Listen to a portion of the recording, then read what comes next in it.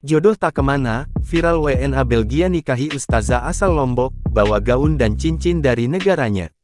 Foto dan video pernikahan warga negara Belgia dengan seorang ustazah, Mauni Imran Ruslan, asal desa Ranggagata, Kecamatan Praia Barat Daya, Lombok Tengah, Nusa Tenggara Barat NTB, viral di media sosial. Dalam unggahan video pada Kamis tanggal 16 Februari tahun 2023, Mauni menyebut dirinya didatangi langsung oleh pria tersebut dari Belgia untuk menikahinya dengan mahar cincin dan surah Al-Fatihah. Mauni juga meminta dukungan doa kepada saudara dan kerabatnya agar dilancarkan segala proses pernikahannya. Dirinya juga sebelumnya mengunggah cincin pernikahannya yang diberikan oleh pasangannya asal Belgia tersebut.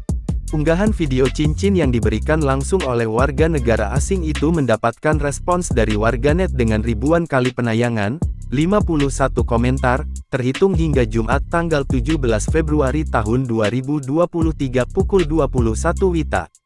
Mauni juga membagikan momen akad nikah dengan mesra bersama suaminya menggunakan gaun putih, sementara suaminya mengenakan jas hitam.